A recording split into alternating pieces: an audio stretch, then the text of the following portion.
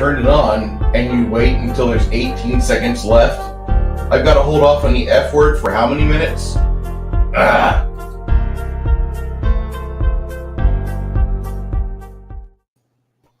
All right. Hello, everybody. My name is Bruce, and this is Tablebreakers, episode 64, titled Baron Runs Exalted, which is actually Baron Runs Exalted Part 1. And tonight we have Baron G-Rock as our resident game master, Kai of St. Rant as one of our players, accompanied by Connell, the Cigar DM, Shadow and Sun, Jade, and myself. I'd like to say hello to our chat before I turn it over to our men on the panel. Free Merchant Corps, yes, we are ready to get nerdy. Crafty Matt says, Broseph, where's the game? Free Merchant Corps says, here we go. Hello, Multi-Gun Man, and the Crafting Gamer, for all of you. Thank you for showing up on time and making us look like poo. I turn it over to you, Garrett. Ladies and gentlemen, boys and girls, children of all ages, Tablebreakers proudly brings to you Exalted. So we are going to start off. I'm going to have... Whoop. We lost the Kai. Wow, that was his randomness. I think you scared him. I think you scared him with that positivity. All that positivity. Okay. You just terrified him. He just, killed his soul, and he had to teleport out. Hey, Kai's computer was like, it must be Thursday night. I have to update. Yeah. I was about to say, positivity is a gateway to diabetes. Yes. Everything's a gateway to diabetes. So what we're going to do is we're going to starting off with Bruce here. They're going to tell us what character they chose and kind of the background and whatnot of that character. So Bruce, go ahead and lead us off. All right. My character's name is Darius, and I am a Eclipse cast. For those of you that are not used to this game system called Exalted, Eclipse cast are typically diplomats or lawyers or individuals who help with negotiations. How is that, Baron? Or do you need more? Nope, that works just fine. Jade. Yeah, so tonight I'm playing Ardor. He is a Dawncast. Again, for those who are not familiar with Exalted games, Dawncast of the Solars are the warrior types, the leaders of war bands, and think paladins.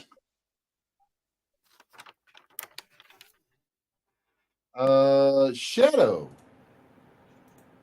Howdy, folks. I'm running a Twilight cast Exalted, name of Joel. More or less the spellcaster, I believe, of the group, specializing in things like summoning elementals and transforming himself into a robotic death machine. That's the best way I could describe it. With wings. All right. And finally, until Kai gets back in here, Connell. I could just hear Kai from where I'm sitting right now cussing at his computer.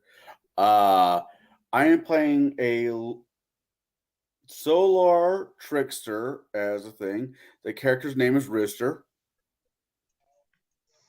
And he is he's a how is the best way to put it? He is the more Gambit, if he's going to say he's the more Gambit-ish of characters I'm playing. So he's a chucker. He throws things. Yes, which are not spears. All right, but so we'll wait for Kai here. Actually, while we are waiting on Kai, I think we can go ahead and kind of start a little bit. So, the city of Nexus. It is the central commerce of the northern portion of the continent. A little background on the actual world for the audience and also the game players. This is a flat world. The edges of the world are well documented and known to have what they call the wild.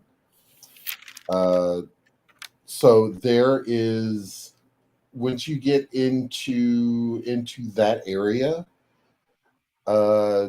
it gets really wibbly wobbly, reality bending, timey wimey type things. Literally, time runs differently. Reality is completely different. You may see, geese flying upside down or backwards. You may see, giant frogs that are being eaten by small flies. It's basically everything is just a jumble. This is where the fair folk do live. Those of That was those weird. that are welcome back. Thanks. Those that are of that line, they do have your normal tropes of the iron hurts and other tropes do kind of go in, and so that is kind of the edge. Now there is one way of telling time on this, and there is a creature that does bounce off the walls of reality that flies overhead. He is also known from a race. Now, this is I will explain that the setting that we are running in is actually a friend of mine's. Actually, he's homebrewed some things in, so he will. Some of that will come in. Those of you that are familiar with Magic: The Gathering, the squee, that is what's flying back and forth. There are squee in the world. They are essentially third circle demons, but they look like little goblins, and they do tend to help the exalted. And we'll get more into that background as we go along. Now, with that, Kai, we'll circle back to you real quick. Tell us about your character. What are you playing? A very unassuming martial artist who occasionally heals people, but I try not to hurt people. Mostly I just carry bodies out of bad places. That's what my mostly goal in life is. Okay. All righty. So now that we've got that, I'm sorry, did I miss out on your introductions? well, yeah, that everyone basically went and told what cast they were and what kind of their thing was. So yeah. Oh yeah, I'm Twilight martial artist. My apologies. I had a driver decide that they didn't want to live any longer. So Drivers that lost the will to live. That does happen. So right. now there are also pockets here and around that are where the undead just kind of come out, and demons can kind of come out of. The underworld is encroaching. The Feywild is also encroaching. There are all kinds of things going on now with this.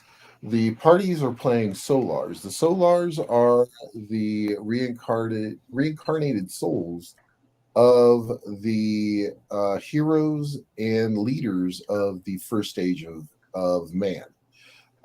They are very, very powerful. Basically, if you think along the lines of something like Dragon Ball Z, those of you that have seen that, when they get ready to do go full Super Saiyan, they do glow. When they do use their magic, they do cast off telltale signs.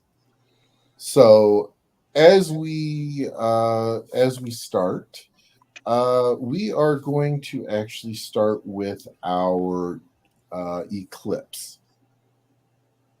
Our eclipse is in a town known for making deals, and the biggest thing is there's two main things to know about Nexus.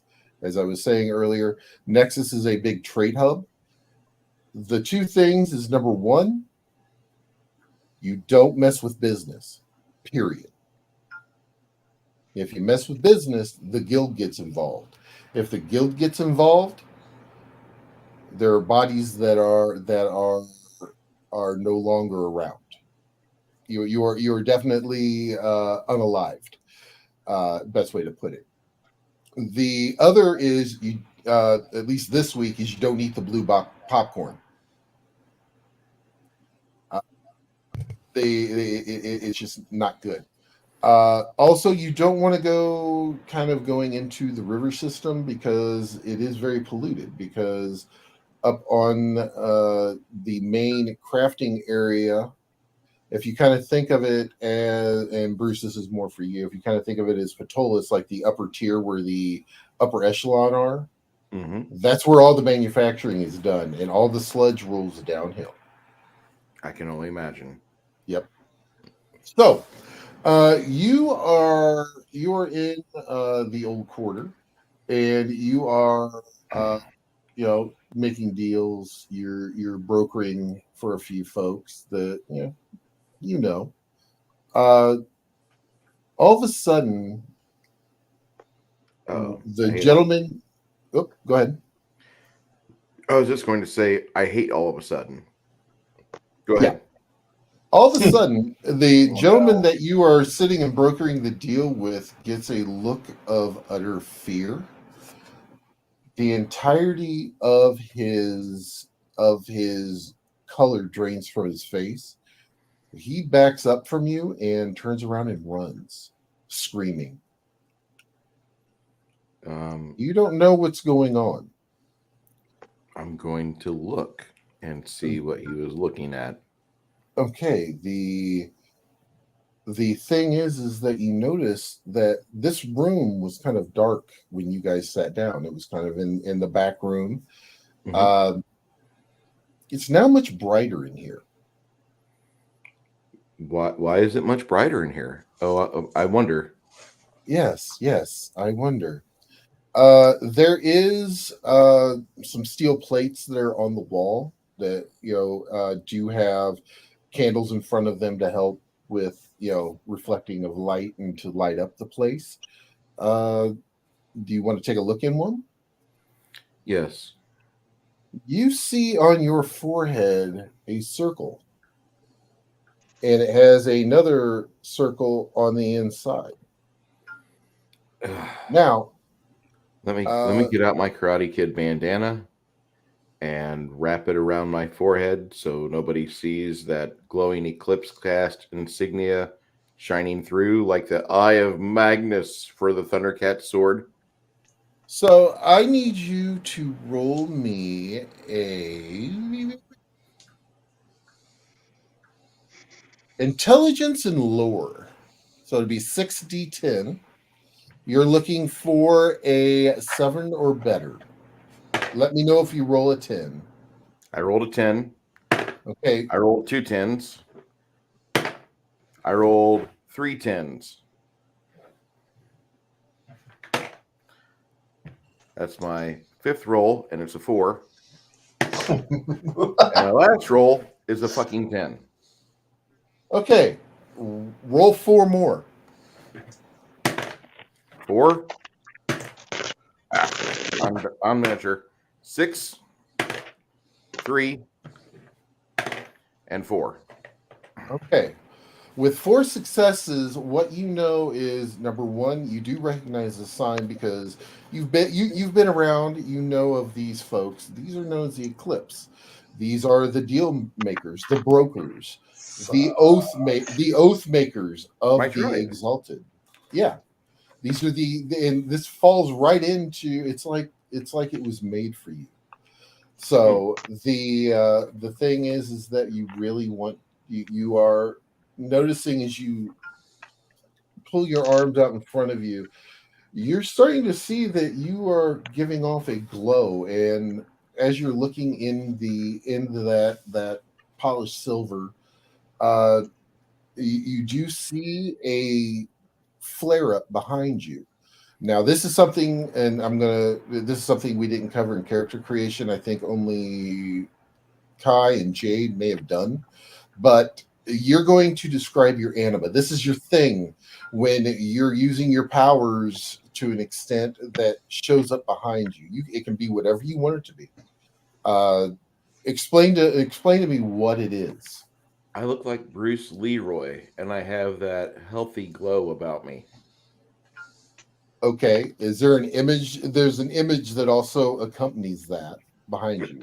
The image that appears behind me, though, instead of it being a benevolent-looking Bruce Leroy, it is a large black man with a top knot.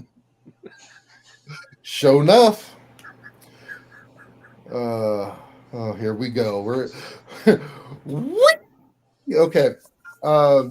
So at that point, you are starting to look around. You're in this back room by yourself because the gentleman you were Everybody speaking else with left. left. And I didn't. I need you to make a, let's see, a perception and there's a perception on your side. Got 1 7, 2 7s. All right. You see a black cat kind of looking up at you. As long as the black cat doesn't look up at me and then it spazzes out and repeats its motion from the same spot on the floor, so I know the Matrix is not having a glitch, I'll be fine. I can Another handle one of being shown off, but I don't want to be. I don't want to be like Mouse and get killed by the agents. he's looking up at you and he goes, another one. Great. And you notice that in his fur on his forehead, he has a sign and another looks like a symbol also that you are familiar with. I'm going to let you have keep the original role that you had. It looks like a Twilight symbol on this black cat on his forehead. You better commit suicide. They're going to make 5 really bad movies about you. He looks up at you. No. I think you should probably come with me. All right. So I'm walking with Black Pussy. Yep. And he kind of looks over his shoulder at you as he's walking and goes, oh, by the way, my name is Bassett. Hi, Bassett. My name's Darius. Where can we go to like not cause so much attention? Well, we're going to have to go fast. Let's go. Okay. And he starts jogging. He goes about 3 blocks, turns. And you find you're actually able to keep up with him at a full sprint. That's great because my character should smoke. Even with the bad habit, you are going in and you make your way and you walk into this shop that has a bunch of masks on the wall. Now you know that whose shop this is. You see a wizened little old lady sitting behind the desk, and she kind of looks up at you and goes, yeah, I felt it was about time for another batch. How are you, dear? Do I even want to know? That's my question. You'll find out soon enough. Great. Are you going to hand me a chocolate chip cookie too? She kind of raises her eyebrow at you. You know her. Everyone knows her in the district as Grandma. Okay. I was going And to say. you also know that you don't really mess with Grandma because bad things can happen to you. From this little old lady, you've heard stories that she is, broken necks, arms, legs, removed said appendages from the main torso. Point taken. I don't mess with Nana. Yeah. So essentially, she goes. So you're probably going to need to go someplace where you're going to be less conspicuous. That'd be nice. I haven't please. stopped glowing like shown up for about 5 minutes, and I'm a little worried. You should be. The Dragonborn will be probably trying to find you shortly. If you and she pulls back a curtain. If you just go ahead and step in. Sure. And at that point, we're going to pause you after you step in. Now, we're going to go to and Kai. Mm. You two are actually out of look shy. Oh, good. And Kai, your character is one of the field medics. Connell, you're one of the kind of the tracker slash range guys for the area. You guys have been helping with the incursions of the demon attacks, and you have been basically you're more on the supply side of it. So you're moving the equipment, but when you get to the front, you're helping out and whatnot. As you guys are coming in to the pack, you guys come up to the Lord Regent of the Dragonborn detachment that you're bringing supplies to. In Lookshy, they are, if the Dragonborn are a very chauvinistic group, they tend to go more toward almost like, if you want to think, almost like a Captain Planet type breakdown for their tribes. They have earth, water, fire, air, and wood. Those are their, and I believe stone. Those are That's Earth. Earth, yeah. So those are the five major components of it, and these I believe are if I remember correctly, are from the water caste of the dragon blooded, and they are known for being tolerant of the solar, to the point of, as long as you're not causing trouble, they're keeping an eye on you. But as long as you're not causing trouble, you're going to be fine. So as you two are hauling in, coming with the group, bringing in the lion cats in, which, if you want to think lion cats, think Battle Cat from He-Man. That's basically, they're large riding cats, and they are tiger colored.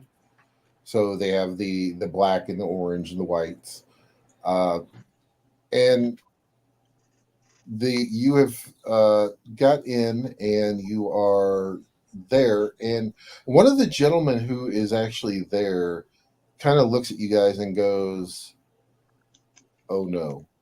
Oh, no, what? Oh God!" Okay, help me out here. I can't read your mind. He grabs the two of you and ushers you into one of the livery tents that they have set up. He goes, "You two have got to get out of here now. Where we go? Get back on your cats and leave." All right, what's And going on? He pulls out a bottle, and this bottle looks like it's got a little bit of dirt on it, kind of grimy.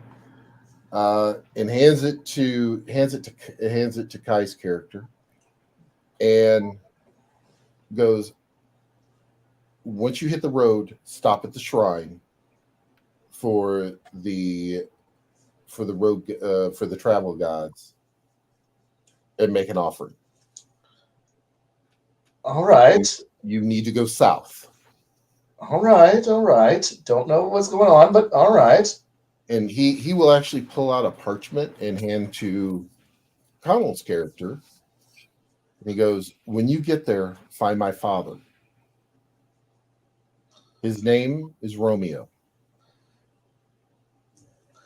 Dumb question for you. Do we Mhm. do we know we're solars at this point, or is this before we figured out we were solars? This is before. Now, Oh, okay. I need both of you to make let's do a perception and wits on this one. Okay. 1 second. And if you need dice, just let Jade know, and he'll be more than happy to roll those for you. I don't know. For simplicity, I think I'm just going to let Jade roll mine. How many dice do you have total? And perception and wits. Perception, I have 2, and wits, I have 1. Give me a second, and I'll And tell you. on this one, you're looking for 6s or better. Mhm. Because this is one of those kind of almost blatantly obvious, but you can Yeah. still see snow and penguins. So, all right. I'm looking for 6s, right? Yes, 6s. Difficulty? Yes, that's 6. That's 6s are the difficulty. No, I mean, okay, 6 difficulty. How many successes do I need? How many did you get? 4 currently? Okay.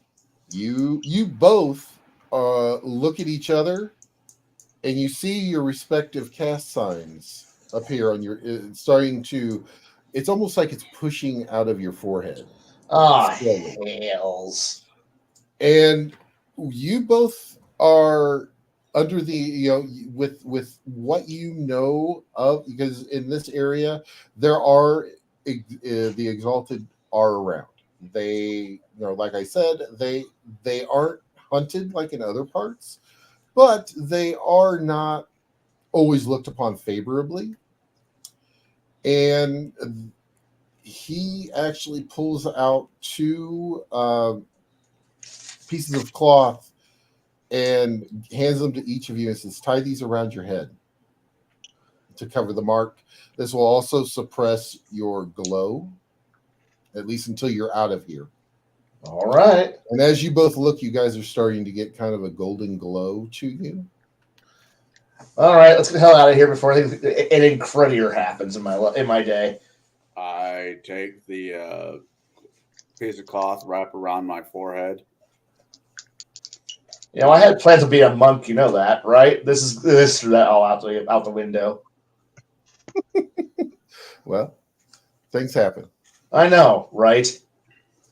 This is a great idea. Okay.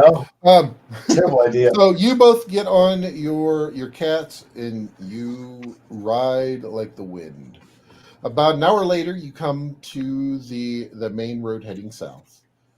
You do see the roadside shrine for one of the travel god of this road, for this basically road god. You set down the bottle and you say a little prayer. Mm-hmm. All of a sudden, you see a little rabbit kind of pop out of the shrine and goes, "Oh, okay. So let me guess. You need to go to the lap."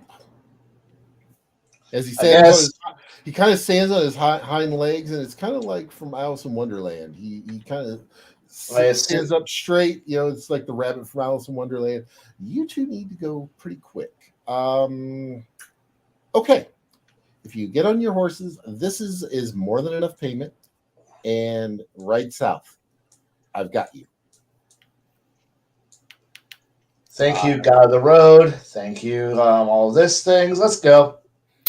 You two get on your horse. You both know just from your time with the militia that the trip to the lap, which is in the southern part of the continent, is about a 5-day travel. You can handle 5 days of travel? You ride, and about an hour passes, and you come up and you see, as you crest over a hill, a giant head and it looks like a gentleman who's sitting cross-legged, hands to his side, down to his side, very similar to like Buddha. Think that type of thing. This thing is as large as a mountain, though, as you're cresting the hill. Only an hour has passed. You've been able to travel 5 days in an hour. due to the blessing of the road spirit. And as you get closer, you see on the lap nothing but houses. Now the lap, I'm going to go like above board for this one for more for the stream wise. Is lap is where the kind of the current home of the Solar are. This is where they have the People's Republic Army. And also the lap is the headquarters. The lap is literally the size of a mountain, as I stated. Houses dot the entirety of the lap of the statue, and also inside of the lap also.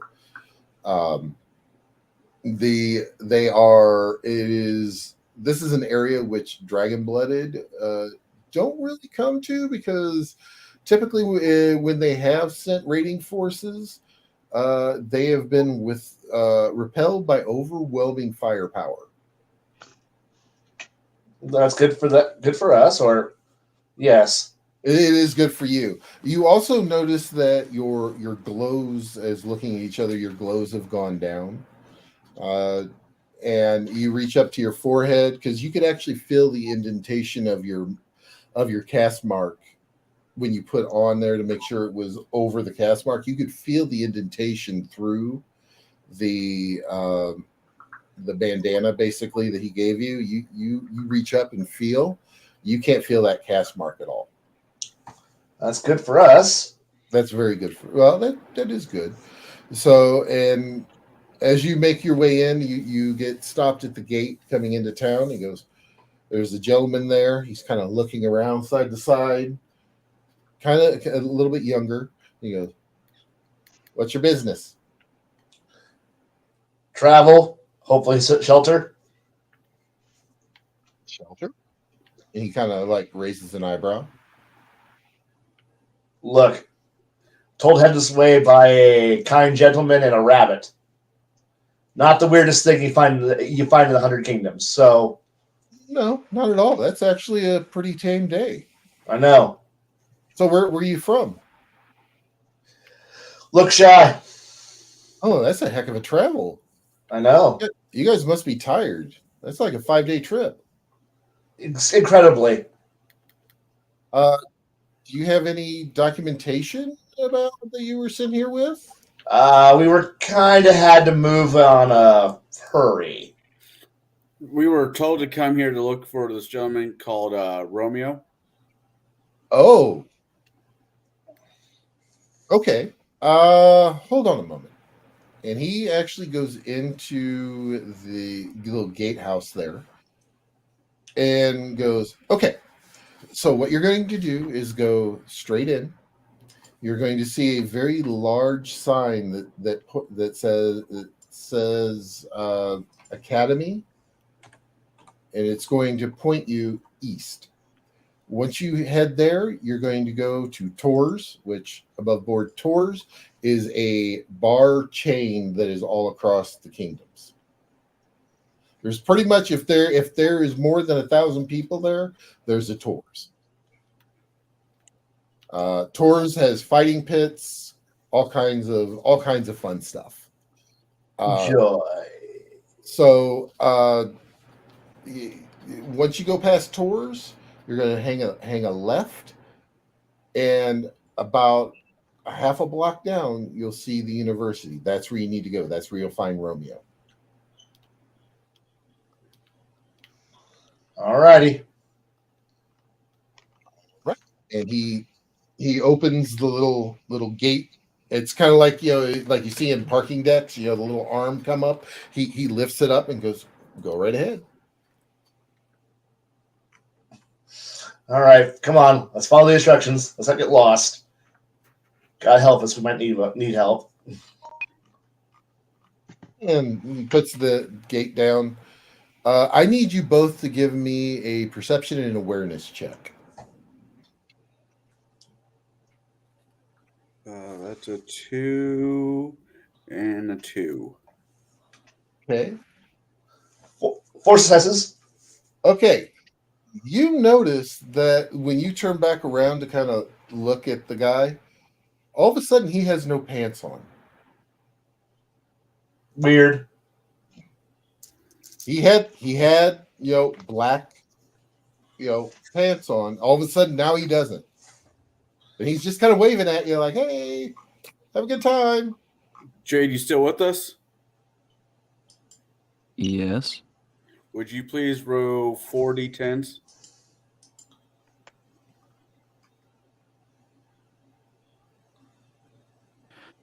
Oh yeah. You got 4, 5, 8, and a 9.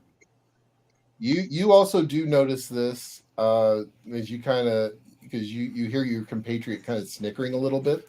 You turn around and you see what he's snickering at, and yeah, he's got his heart boxers on, and yeah, no pants.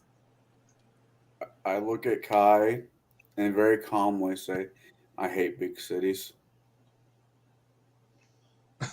This is not even a big city. Bigger than where we were. Yeah, it's about double the size of Lookshaw. Yeah.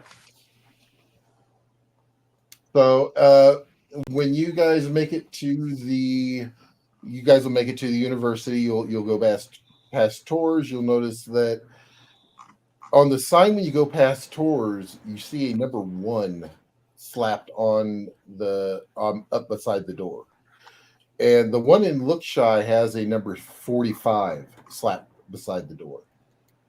And you know this because you've been to tours. This is your local tavern, etc.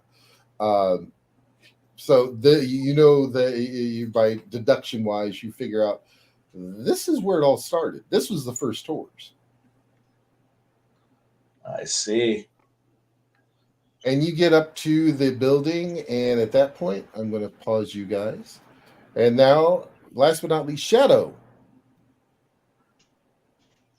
Present Shadow, and accounted for. you are in the city of Glass. The city of Glass is a very beautiful city. It is not that far from the lab. It's actually one of the major trading partners of the lab. They are in the city itself is kind of out in it next to and surrounded by an oasis, and this city has kind of sprung up around that oasis. Now, with that, the city itself is literally made of glass.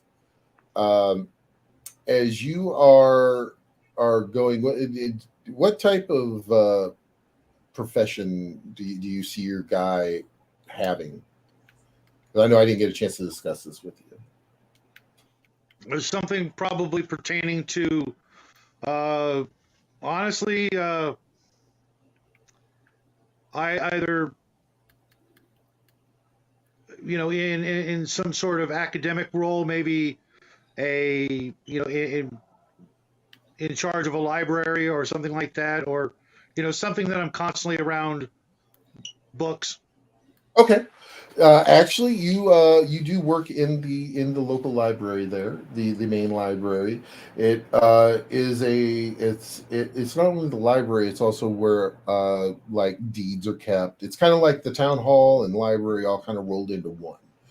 And you're there. You're the main custodian of that library, and so you're there for the making sure that everything's in order, everything's put back correctly. Make sure that your folks that are there are able to carry on, not necessarily without you, but make sure that they're doing their job correctly. You're kind of in a supervisory type position. With that, you are going through some new books that arrived, actually from the lab. And as you pick up one of the books, you have a vision.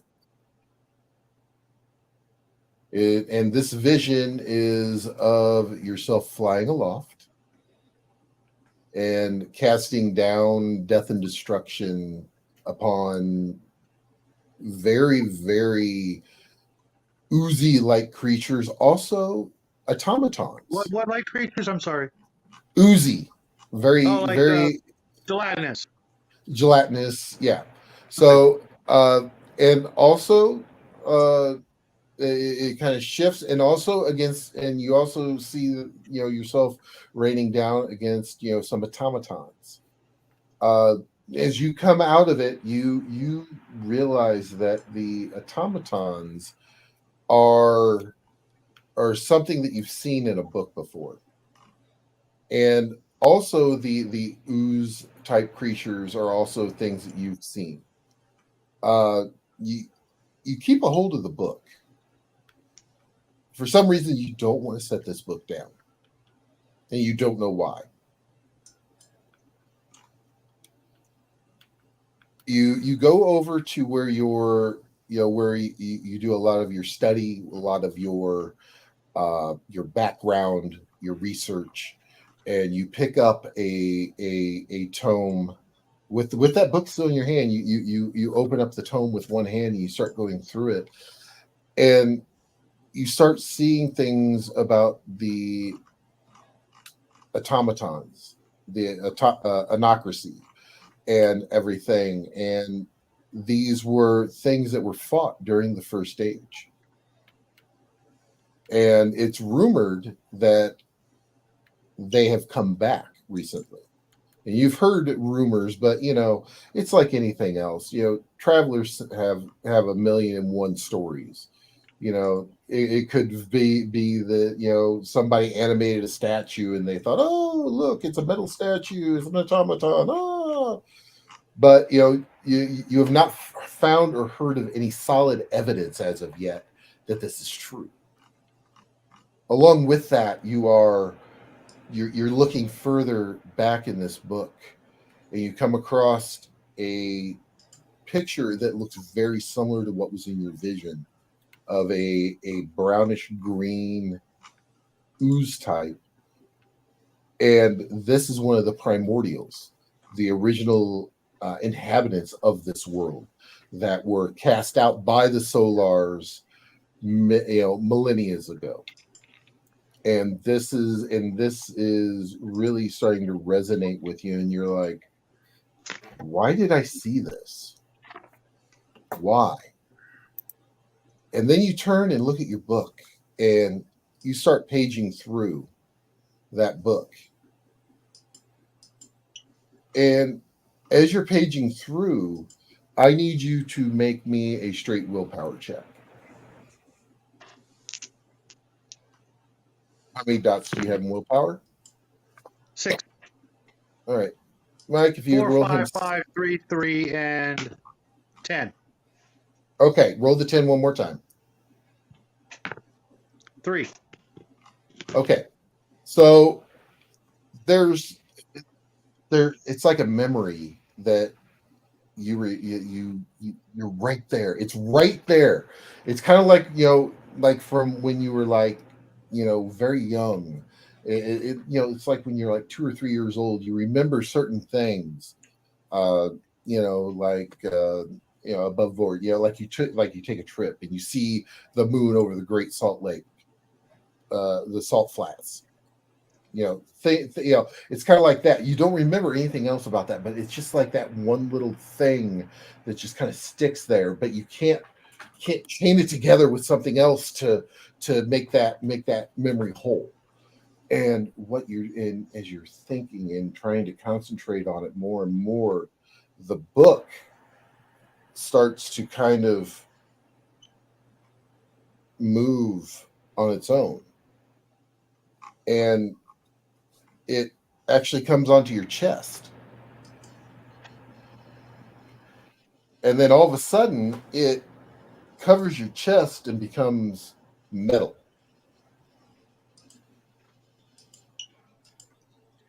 And for whatever reason, you look down and you start seeing some of the inscriptions as you're looking down, along this part of the chest and further down. And it's very similar to the memory or the vision that you had. And you think about, wings. That vision, I had wings. All of a sudden, you hear the groan of metal as it comes out of from behind you, and you see wings come down. Yeah, come down, and you're like, "What the hell?"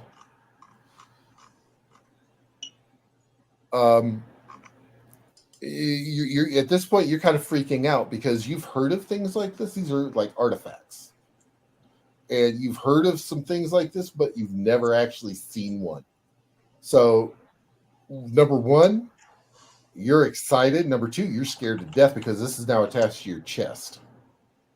I try to make sure none of my assistants can see what's going on. Well, you're in your private study, so they Okay. know better than they know if you go in there, you don't get bothered. They are well aware of that because you've thrown several things at them, yeah, and they tend not to Yes, like yes, I probably have. that. I will also look at my restroom mirror or something like that to make sure I'm not just hallucinating.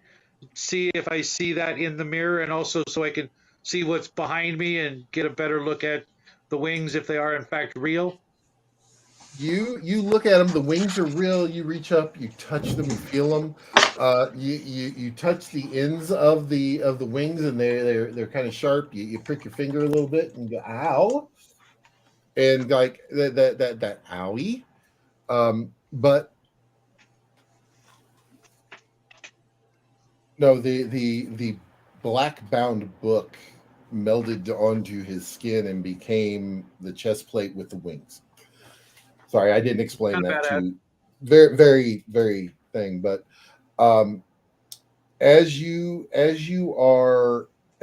looking at them, you're noticing that behind you, in a golden light, an image is appearing, and also you are starting to kind of glow a little bit. Describe the image that's behind you. It would be an eagle with the in its claws are, I don't know exactly what they're called, but on a set of scales, justice scales, the two Mhm. sides, one Yep. of those plates with chains in either claw. Okay. And that's what you call your anima. So when you get down to a certain part of your peripheral, or your peripheral, that will appear. Also, you notice on your forehead, you're starting to see, and you know this because you've actually researched and everything else. I'm not going to make you roll for this one just because you use book learning. So Right.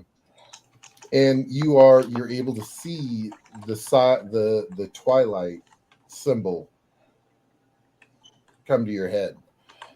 Uh, about that time, you hear a rustling of a cloak behind you. Whirl around to see what it is. There's a gentleman standing there. He's in a black cloak, a kind of a black wide rimmed hat.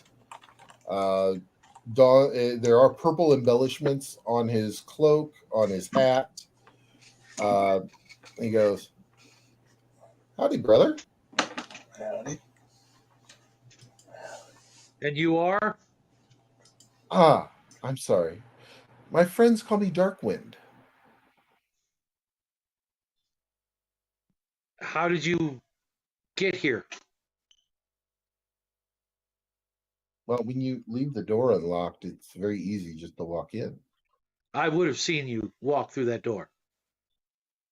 Oh, well, there's also this door, and he throws it's a ball about the size of a small baseball. He floats down. It is also embellished with black and purple. It kind of, when it rolls to your door, it will it'll actually split and unfold and encompass your door, and there's like a purplish black kind of hue kind of streaming off of it, and he goes, "Come with me. Let's get dangerous." Nice hat, by the way. A friend of mine has one just like it. You. Where do you want me to go? Where are we going if we step through that door? Oh, to my workshop.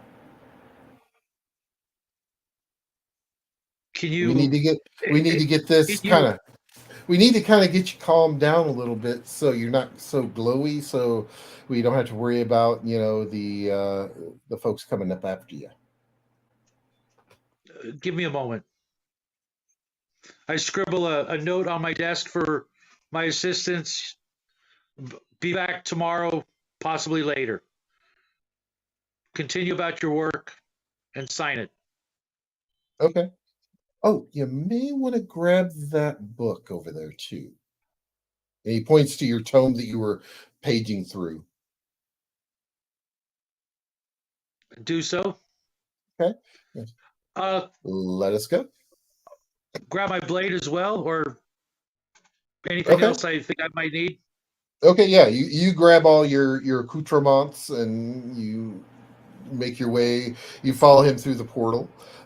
You see, if you want to think about the most grand blacksmith shop you've ever seen, double it. This thing is the size of probably I don't know. I 2 can foot. imagine quite a bit. The inside is the size of 2 football fields. There are forges. There are all kinds of implements for blacksmithing, for crafting. It looks like any craft you can think of, there seems to be a station to be able to do it here. And off in one corner, you see a giant man just sitting, swinging a hammer, just hammering out some very interesting looking metal as he's just sitting there. And he Darkwind goes over to him and he goes, "Ah, you're back, boss." He goes, "Yeah, yeah. Got a newbie." He goes, "Ah." He goes, "I'm Carl. I'm Joel. Nice Well to met. meet you." This guy stands about 9 foot tall, single eye, and he is very, the hammer that he's using is a very large hammer. The metal that he's pounding on is a silver and blue green kind of amalgamation. If you want to think about like a kind of like what a Damascus would look like, that's kind of what this looks Okay.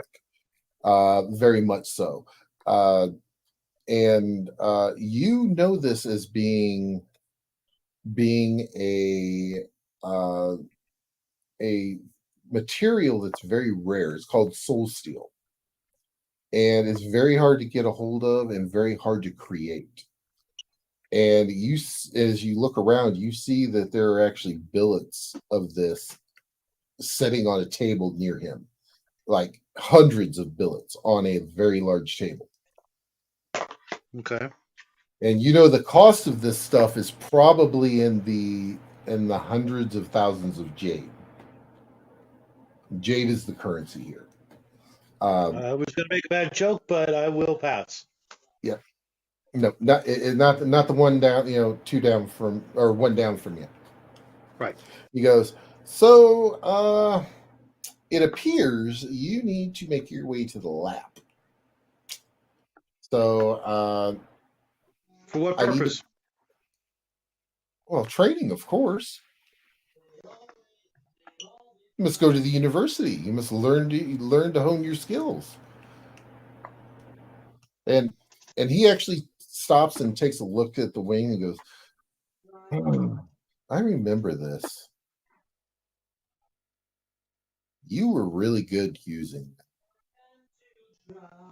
As he's touching the wing, all of a sudden you, in your mind, you just, for whatever reason, you don't know where it came from. In your brain, it just pops retract, and they will, make metal shuddering sounds, and go back into the armor.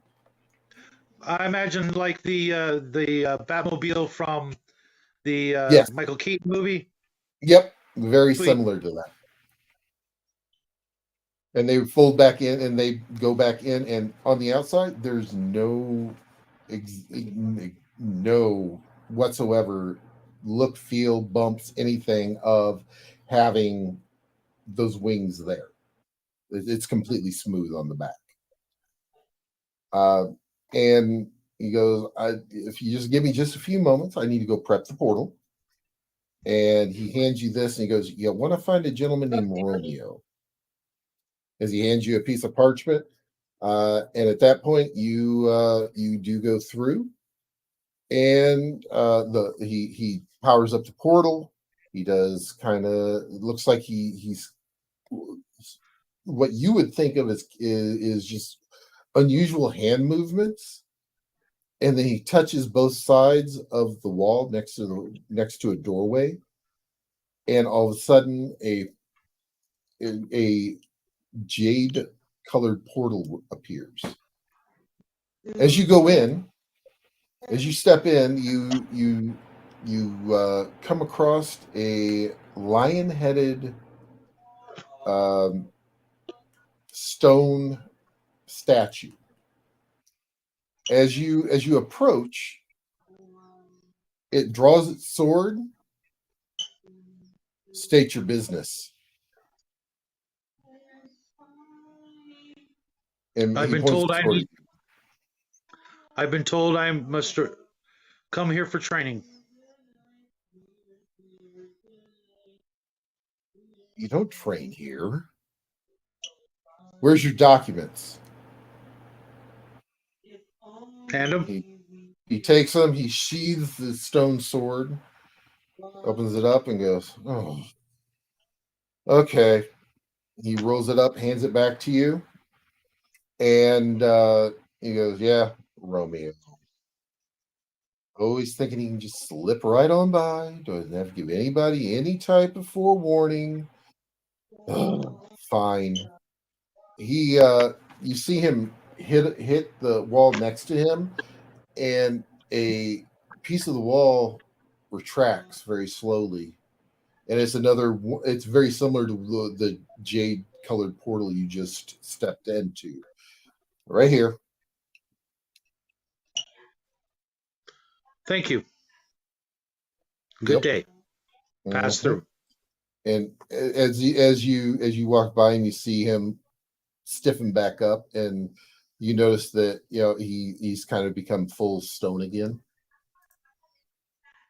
So now, as you step through that portal, a very interesting thing happens.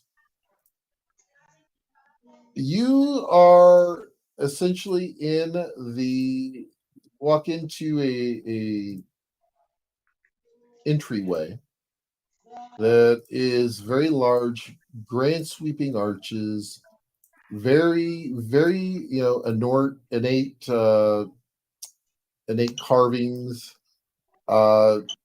and you know that from this, it appears that it is a lot of solar symbolism. As you turn, you see two gentlemen walking in the front door. You see Kai and Connell. You also see a gentleman. We've never met before, correct? No, you guys have never met before. You also see another gentleman coming from what looks like kind of a dark room straight across from you, stepping out, wearing very finely tailored outfit, what you would think of as a normal trader type. And then finally, you see a gentleman in full plate, arms crossed, just kind of standing there. And that, my friends, is our last member, Jade. Jade's character. Jade, you've been here for about a week or so, and have gotten through a lot of the indoctrination training and etc. So Very you're well. very you're kind of up on what's going on. You just kind of look at the rest of them as they kind of come in, and because you were told to wait here for the rest of your team. Ah, good. You've arrived.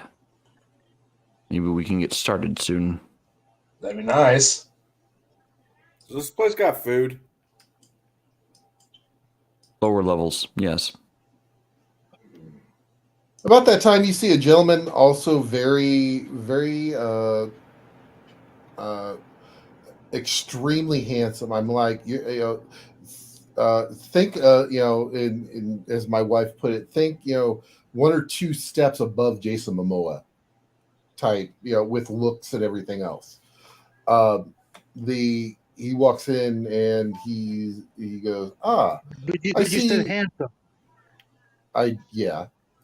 Most women do think he's handsome, so that's why I'm using that trope. So, as he walks in, you're like, he's very suave, very debonair looking, and he walks up and goes, "Ah, you finally all arrived." And let me introduce myself. My name is Romeo. I will be your caretaker for the next week or so as you come into your powers, so to speak. Above board, Jade, what was your character's name again? My character's name is Ardor. Ardor. Ardor here is going to be doing a slight oversee of your training. Make sure that everything's running good. Make sure everything is good to go with that. And basically, you guys are you all are gonna learn what it's like to be back again. As you know, or may have seen, you all are now you all have come into your powers. You all are solar, and it is very humbling that I get to be here to see you all basically come into those powers. So, And excuse me. And then what? yeah. Oh, I've been the mission. yes, there will be a mission. That's why you must learn your powers first. Then we'll get to the mission. And then he looks at Kai and he goes, "I believe that note you're holding is for me." Here you go. He reads it. Ah, my son, my boy, Romeo Jr. Chip off the old block. Oh, now that's what I needed to know. And he turns and walks away. He kind of goes, and you do notice that there is a kind of a middle-aged lady sitting at the desk there. He goes, "All right, bring it in." She pulls out the book, sets it down, sign in.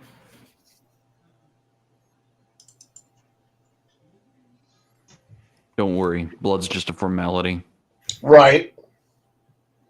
Again, excuse me. What exactly are we signing? Our lives away.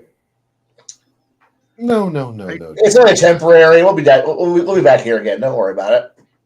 I don't recall volunteering. It's For called anything like voluntold. Yeah, it's voluntold. Your father has requested your presence here. 7th Legion, and we're used to this shit. So. And what?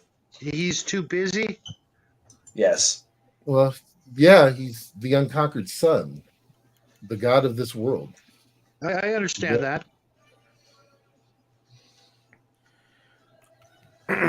He has many children.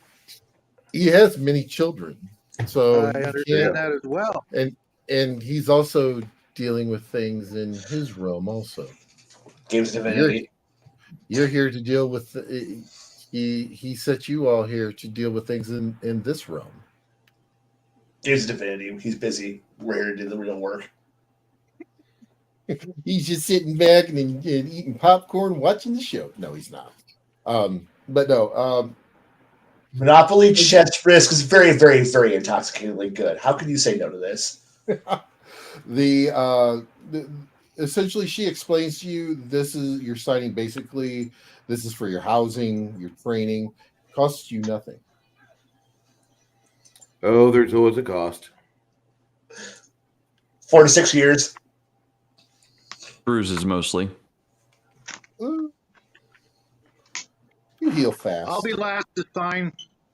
Okay. And I- before I do sign, I'm going to spend an inordinate amount of time going over the document, looking for fine print. There's there. no fine. There's really no fine print. It basically says Oh, I know. word I'm for just word being- what she just said.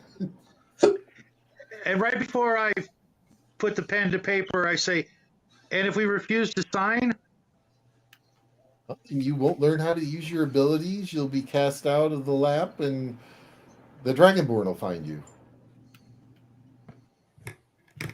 That doesn't sound like fun. So I hand my written note back in. Here you go. I sign. All Nope. right. Wait a second. It's not fun at all. The recruiter lied. The recruiter lied to me. It will be mandatory fun, I'm sure. Ah!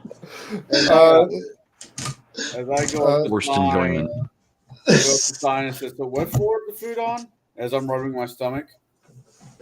Yeah, it is almost lunchtime.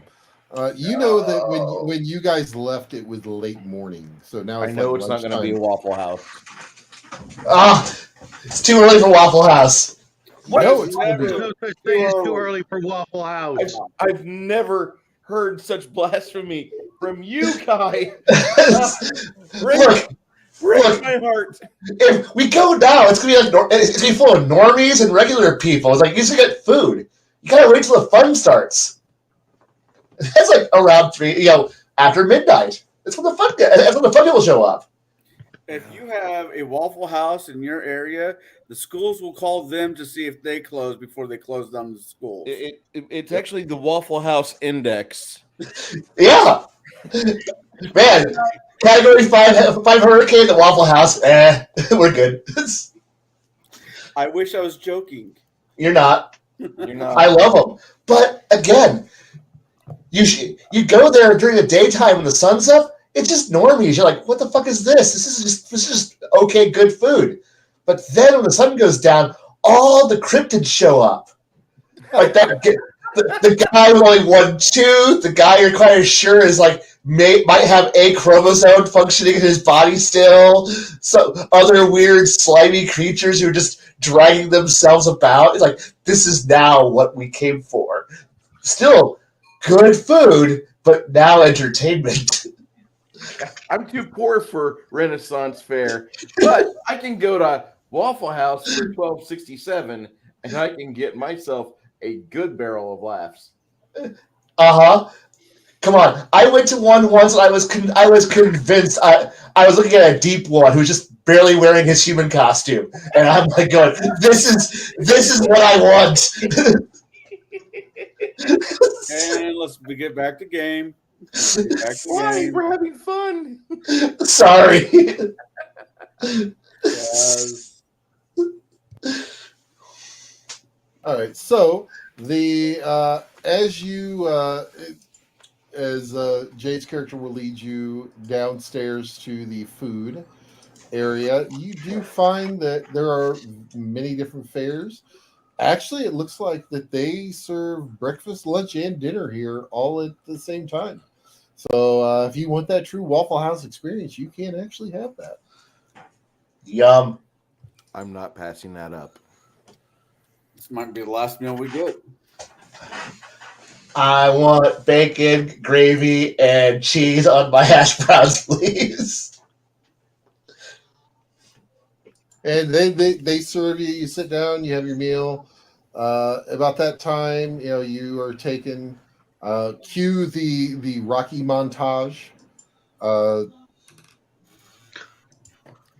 See, I was thinking more of the. I was thinking more of the. Making a man out of you kicks in from Mulan. No, well, maybe for you, but everyone else gets the Rocky montage. It's a montage. Yes. So basically, with that,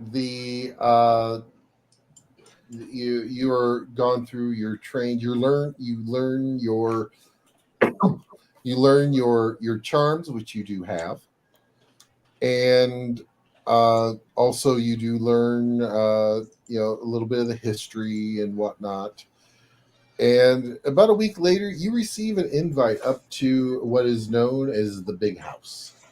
It's a house kind of up on the top of the lap that is kind of off by itself. There is a bridge to get there, and it is gated. It's kind of its own gated community, with only one house. You're invited to dinner there, so it's kind of one of those that you don't have to. You don't really decide to go. You're going to go, type things. So it's one of those you're getting voluntold to go. Then as you make your way, you see at the gate there are two small goblinoid looking creatures. They kind of look up at you. Let me see. Give me one moment here. I'm going to start making funny noises, trying to communicate with them.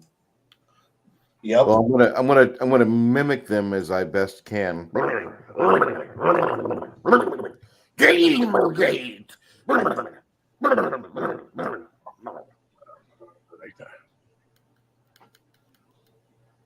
Over there. Come on. Give me 1 second, guys. There we go. So I'm going to remove that short for a moment.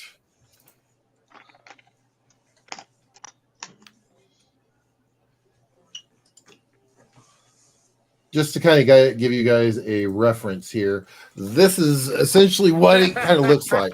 Little goblinoid. They Card. Huh? I have that card. Yeah, they are Several.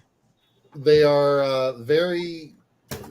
They don't look like the sharpest tacks in the toolbox there. They look like they got mismatched armor. One of them's wearing kind of a what you think of like a gladiator helmet, but he's got it on on his head but turned to the side. And he's not on a team? Yeah, no, he's not on a team. And then essentially they see you guys coming. They come to attention and go, "State your business."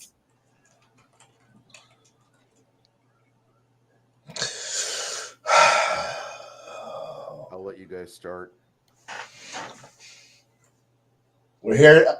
Look, we were summoned. We're here. Reporting in. Now what? Hey, you were summoned? Yes. And unlike you, I wasn't told 3 weeks ago that I was going to be summoned. You know how it actually works, unless you are something that I don't think you are. You see them kind of like huddle up together, and they're talking really fast, really.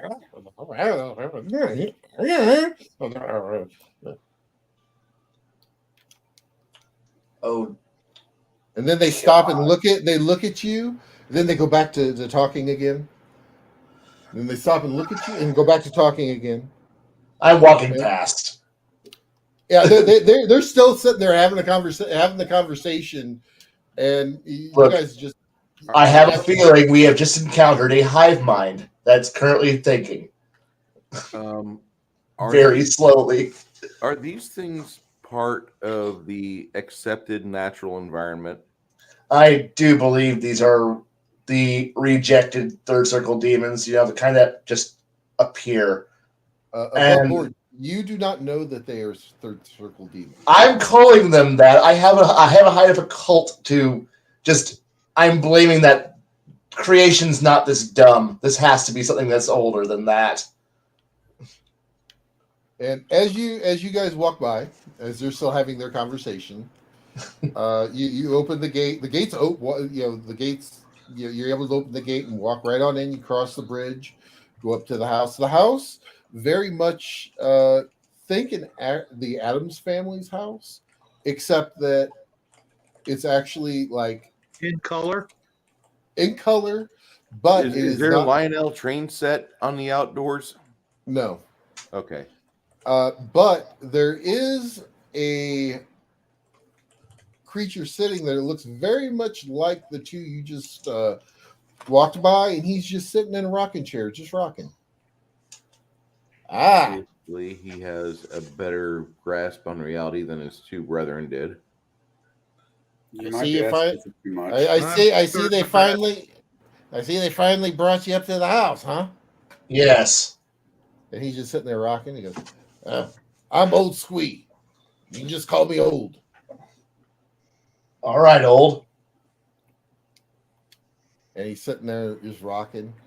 And he goes, they're waiting for you inside. Any idea who this is that we're going to go see? Could you please not refer to they in the singular? And what is the name? It's actually Romeo and the Duke.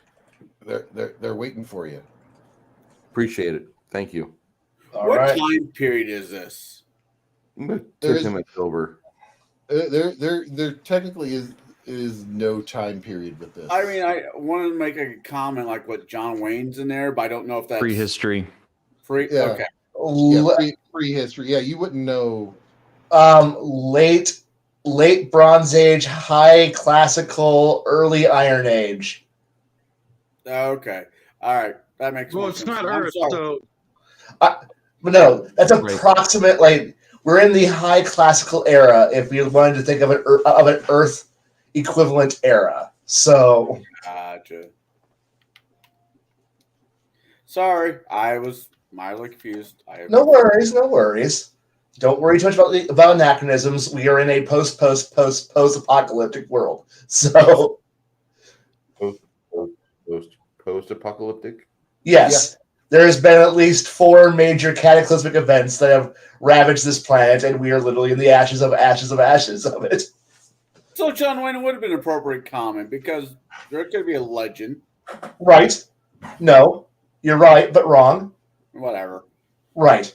So you go in, you see Romeo and the Duke. The Duke is actually dressed very, very, almost like a commoner. Just sitting there, they're sitting there eating and whatnot. Oh, come on in, join us. And as you sit down, there are many more of those little green guys that bring out plates and platters and set them on the table for y'all. And you eat to your heart's content. There's fresh fish. There's fresh fish. There's also a lot of meat, breads, grains, fruits, things along those lines. So pretty much anything that you would think of in that genre, you're going to be able to have. Yay! There's a couple of guinea pheasants or guinea hens or pheasant-sized birds that are available for destruction at the table. So you sit down and eat. You eat a very good meal, and this is actually one of the better meals that you've actually had, and you've been eating pretty good over at the mess hall. This is a vegan non-friendly table. Yay! No, I said there was meat and cheeses and all that stuff there too, man. I said non-vegan friendly table. Oh yes, all I heard was vegan. I was like, wait a second, those words don't mean what you think they mean. But anyways, So the reason that we brought you up here is, as Romeo starts, is because we do have a mission for you. You guys have come along very well in learning how to control your powers, how to keep yourselves very discretionary. We do have a kind of a situation that we need you to take care of to the south. As you know, the wilds have been expanding. The issue is that the wilds are starting to expand into one of the dead zones. So you can imagine the type of creatures that are coming out of that with the way the reality warps. I can imagine.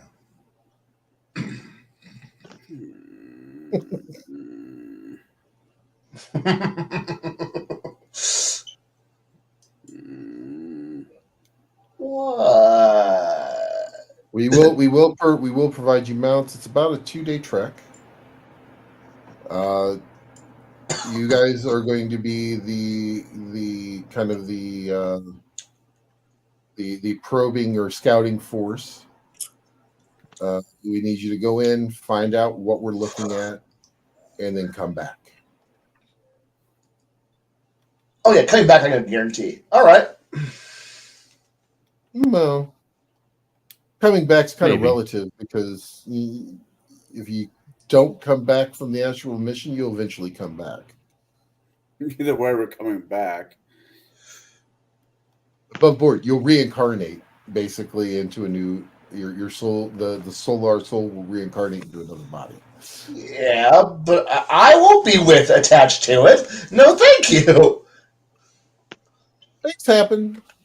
Things happen. I would prefer it in 2,000 to 3,000 years. Thank you very much. Now, I got a question.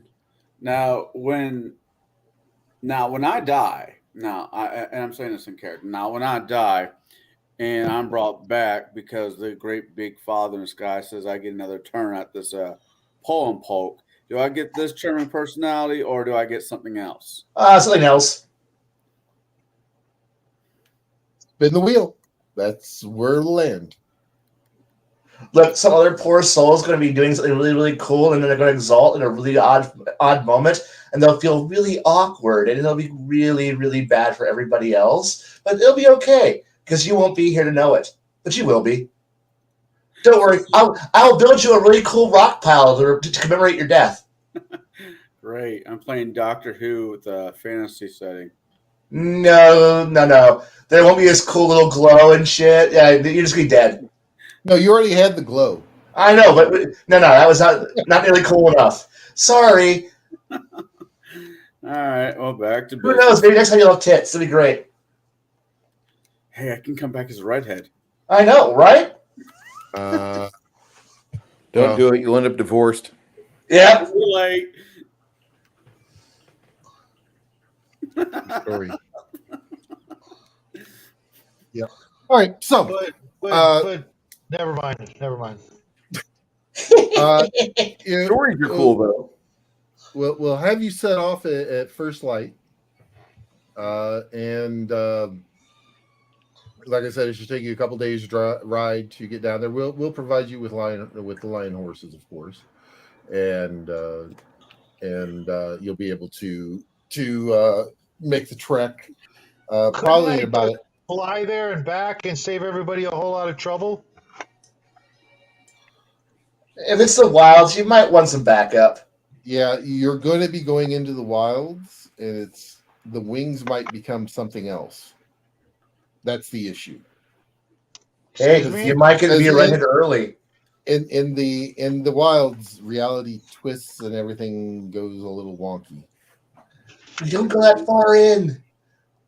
So what? Their Ringo could be an actually accomplished drummer? Yes. Wow. Not wrong. I mean, but damn. Sorry, I'm more of an Elvis fan. That explains so much.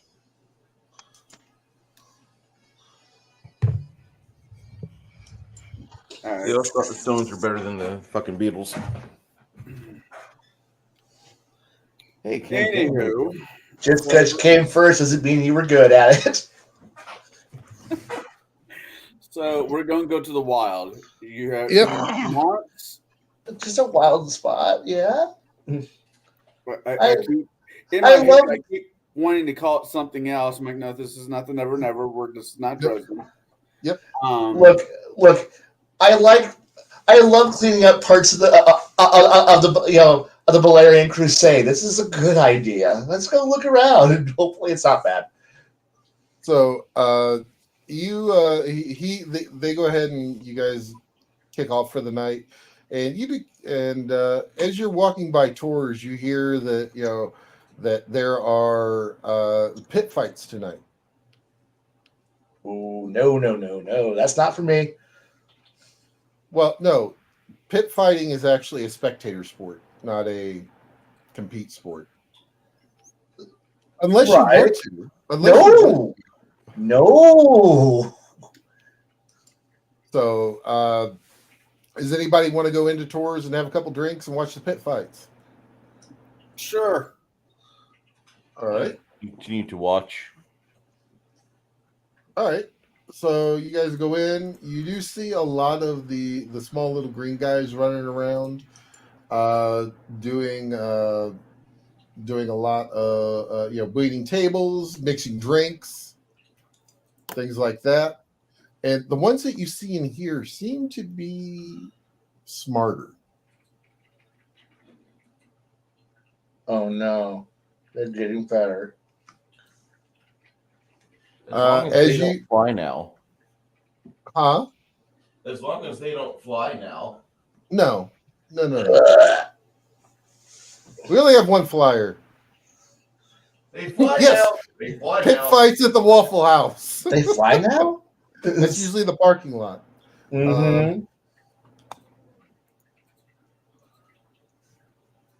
So there's a couple bouts up.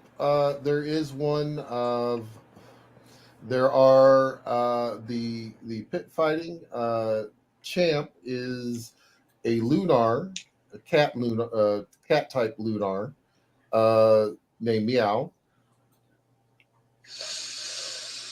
He is the current champion of the pit. You guys sit and watch. Are you guys wanting to bet on any of the fights or just watch?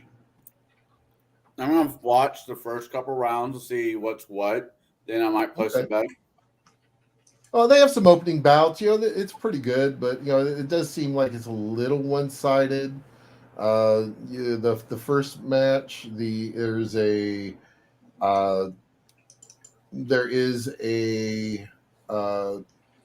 looks like a Dawn cast in full plate, sword, everything.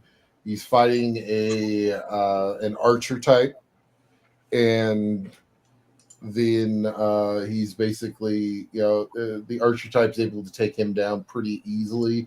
You see that when he fires his arrow, because if the pit itself, just to kind of give you an idea of the size of the bar, the pit itself is the size of about a football field. Oh, I'm sorry, half a football field. That way you can kind of get it in your mind. So this is a very large area, large bar. Like the Coliseum, just not as tall. Yes.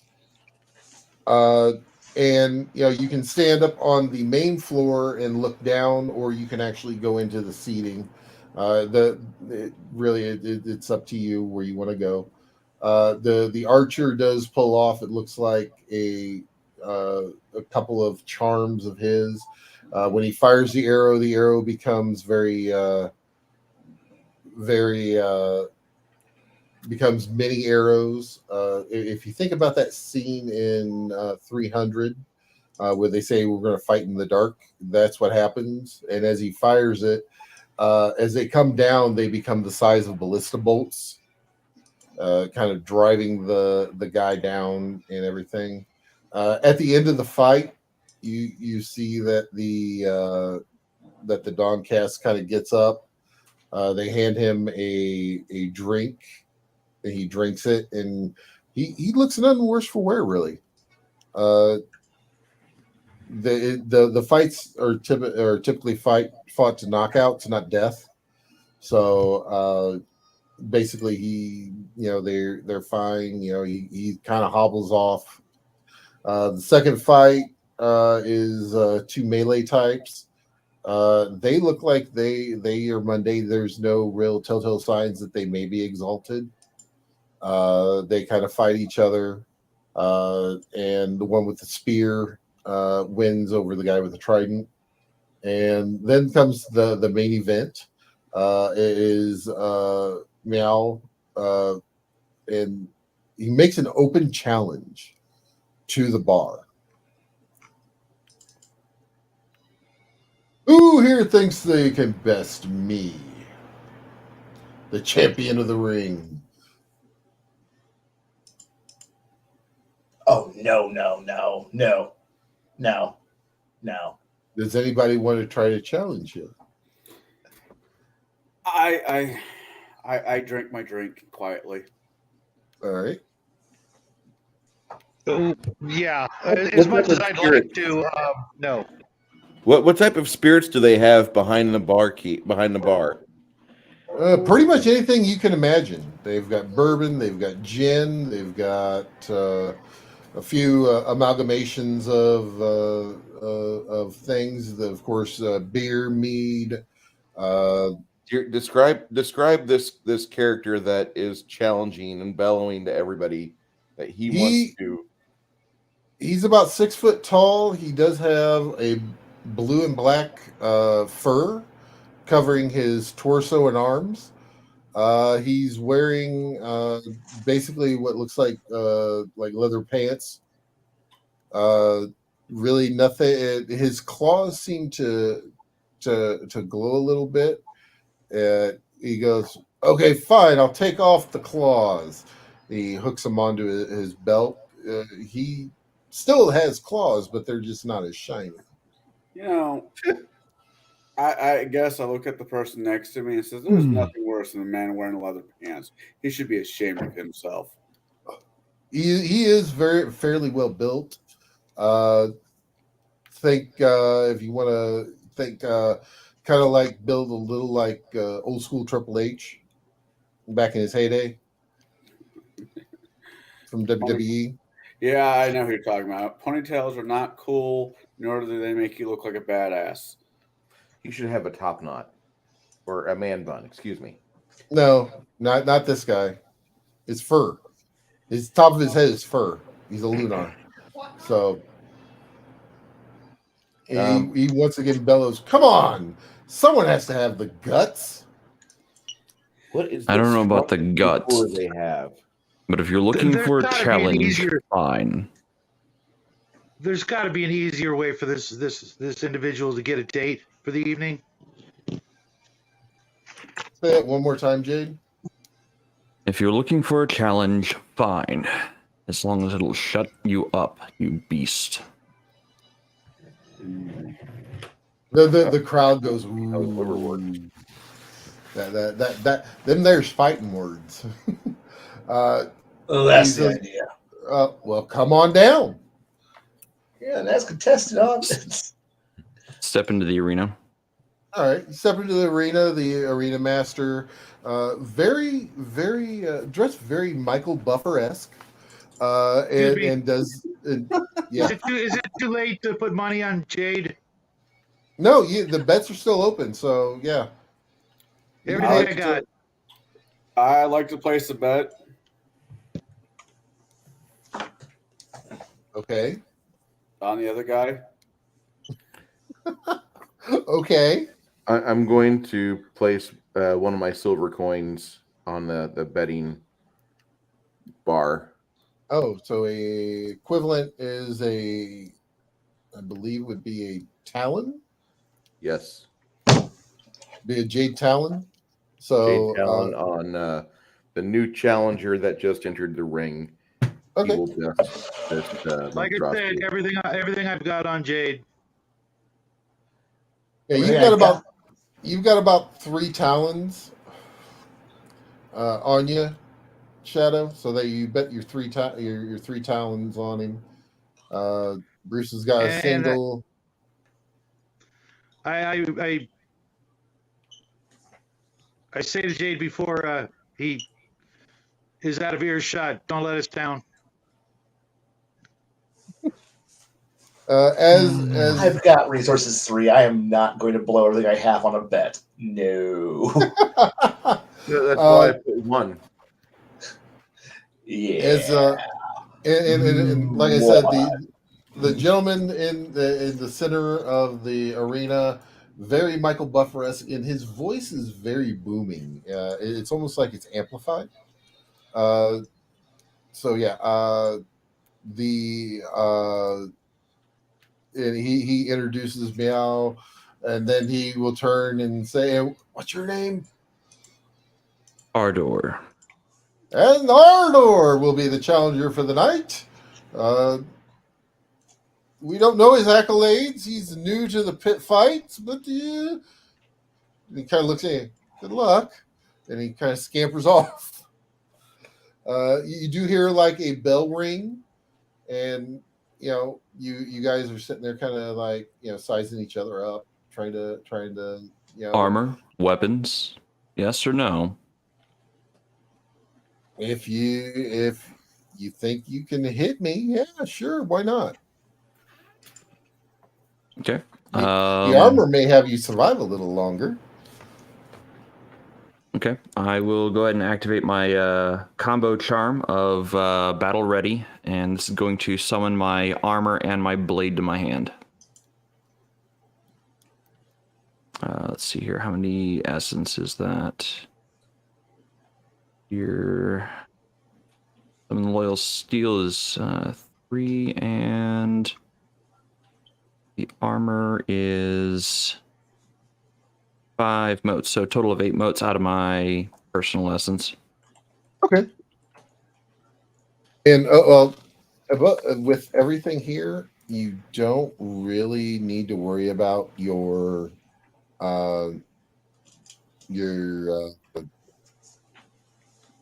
I'm saving your up my anima coming up. peripheral essence for Read the Wind and my dodging traits. Okay. As soon as your weapons and armor are basically equipped, he jumps at you. I'm gonna drop 3 motes on Read the Wind for dodge. Okay, roll your dodge. Let's see It'll here. be, It'll be stamina and or not stamina, dex and your dodge. So 5, and let's see here, I got 2 additional, so 7 dots of dodge. Got 2 10s, an 8, a 7, and then I've got 2 3s and a 5. Okay, reroll So, the 2 10s. 2 10s. I got a 1 and a 9. So 1, 2, 4, 5 total successes. You're able to actually dodge as he leaps and he tries to claw at you. So that is reactionary. Yep. My turn. What are you doing? So because that is reactionary, that's not my actual action. I'm going to lay into him with my rate 5 soul edge and make attacks at him. Okay, roll to attack. Okay, so let's see here. It is strength and melee. Let's see here. So that is 4 dots strength, 4 dots melee, 8, and then you roll the attack, the accuracy, right? With that. Yes. Okay, so total of 12. 3 10s, 1 9, 2 8s, 1 7. Are 6s successes or not? So you're looking at 7 and higher. 7 and higher. So I've got 3 ones. No, 1 3. So no ones at all. So 1, 2, 3, 4, 5, 6, 7. Right? Okay, re-roll those three Mm. tens. 7. Okay. Just gonna put a bar there.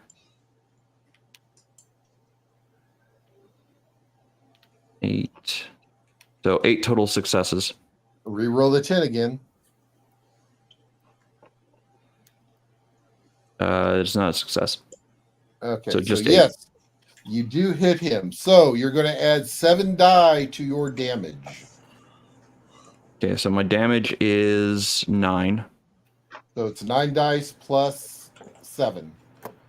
9 plus 7 is 16 dice worth of damage. I'm going to put a bar and 16.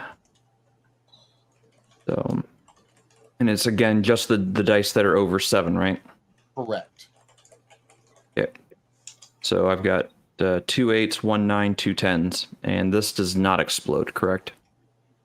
Yes, this all 10s Oh, it does? explode. Okay. Come on. Yeah. 2 and 2 ones. That's fine. So I got 1, 2, 3, 4, 5, 5 hits of damage. All right. And he actually winds up almost getting hit, but he dodges out of the way as he kind of flips away from you. Okay. Let's see here. So that was 1 attack, right? Out of my rate of 5. Well, But he's also out of range now. He's out of range Yep. now. So, yeah. Okay. All right. So he's going to come at you again. Yep.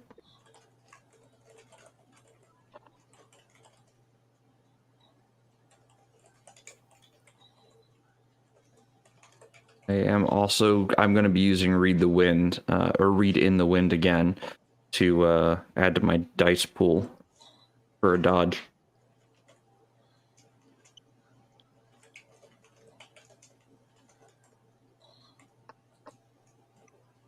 All right.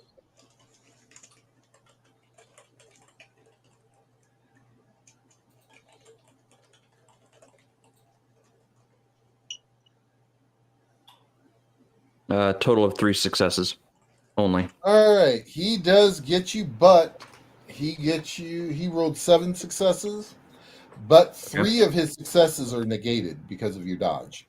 So, Okay. let's see. So that would put him. So he only gets 4 successes on me. 4. So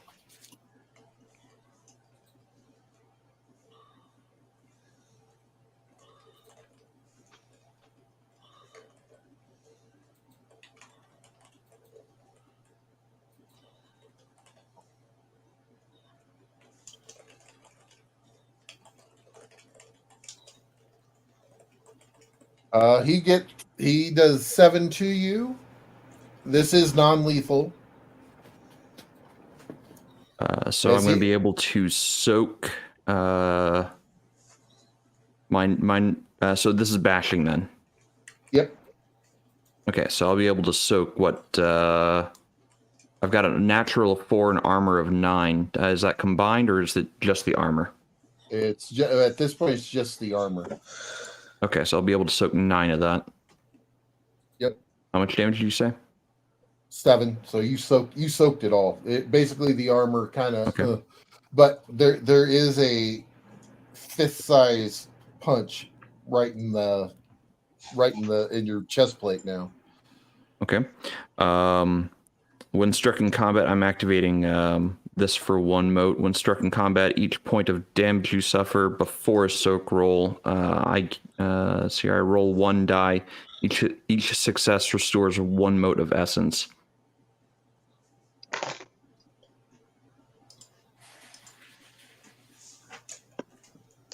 So I get 2 motes back. That's fine. Plus 1 mote. Yep. And then I'm going to waylay into him again with up to 5 attack. All right.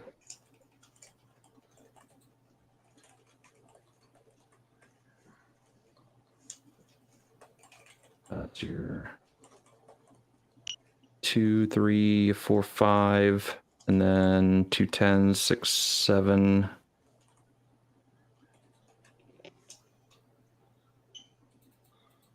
8, 9. So 9 total successes. All right. He's able to dodge 4. 1.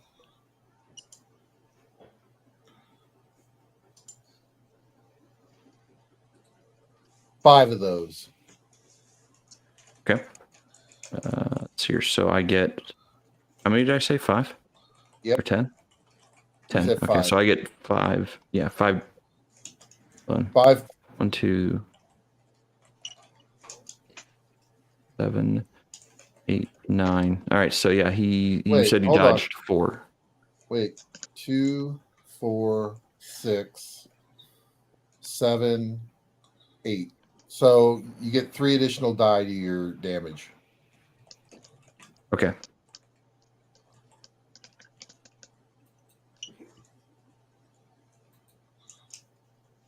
Two, looks like just 3. Okay. You clip him in the shoulder, and that arm just goes limp. Let's see here. So he actually only suffers 1 wound, and he loses 2 essence out of that. Okay. Okay. This is that. This is yeah, the yeah, artifact yeah, weapon yeah, that I yeah, have yeah. that Yeah. I steals forgot. essence away more so than does damage. Yep. And he kind of goes, gonna play, huh? And at at that point, he goes into those who've played Vampire. He goes into his Chronos Krynos. aspect. Rhinosian rage. Oh, Hails running. I am And very fragile. He once again he jumps at you. I'm gonna go ahead and spend my, and I've got to start spending peripheral now. So I'm going to be doing the dodge.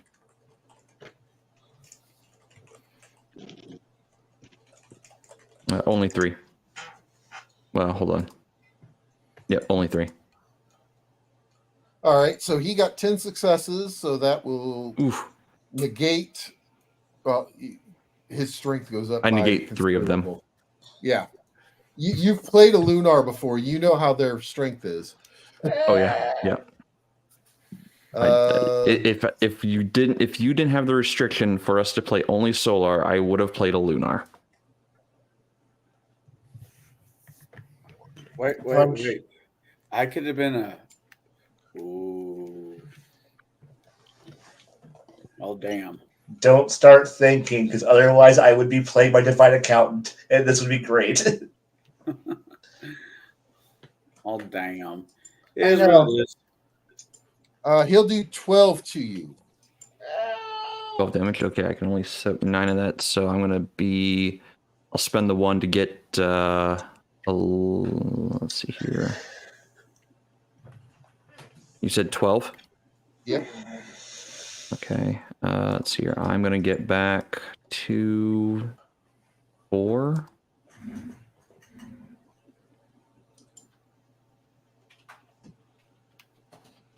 Five. I'm gonna get back 5. Okay, make note of that. Okay. Let's see here, and then I take 3 wounds. Ooh, geez, that hurts. Well, this is bashing, so it's not like it's lethal.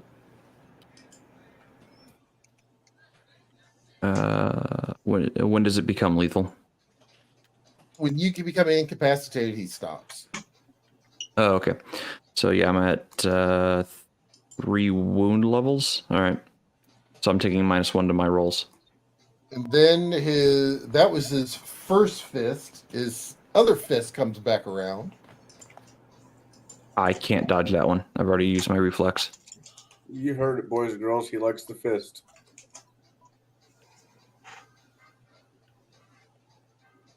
That'll be 10 hits on that one.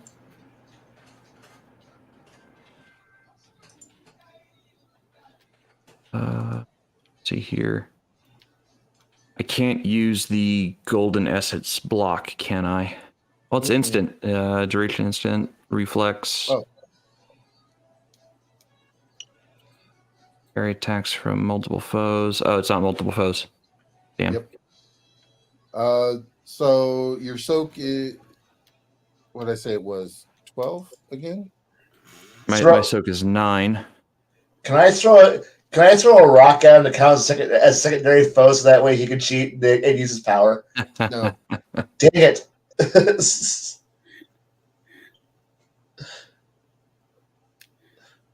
I'm trying to help. I really am.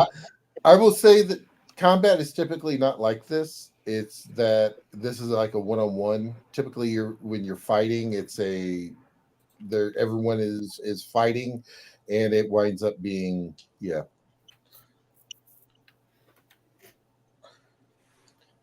From my understanding, How much damage? I think I said it was 12. 12. Okay. I can soak 9 of that. I am going to spend the 1 to get 11. Hopefully up to 11 back.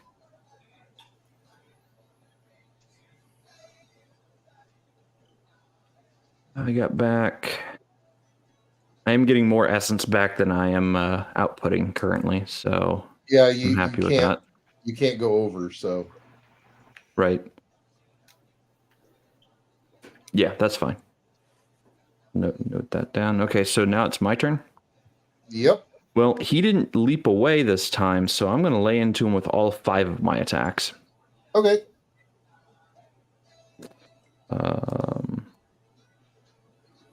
First attack is, that's here, 1, 2, 3, 4, 5, 6. 6 against him. One moment.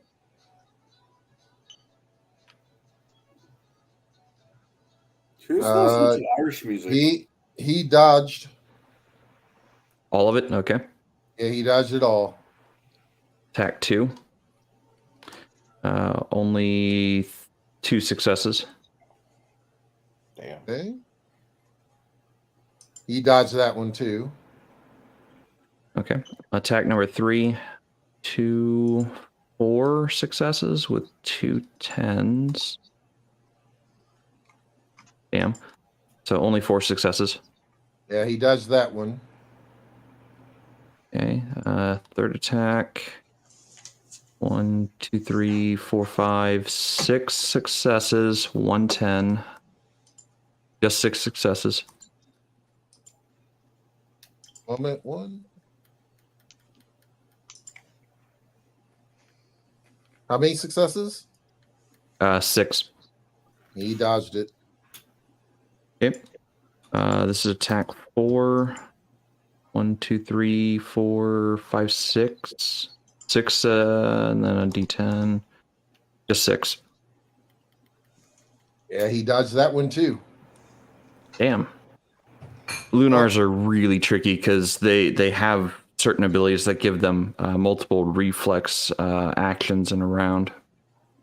Multiple Slippery reflex bastards. action plus he's in the Krenos form, so therefore he's also War form. his war form. So number one, all of his physical attributes go up severely. To I believe the dots almost double.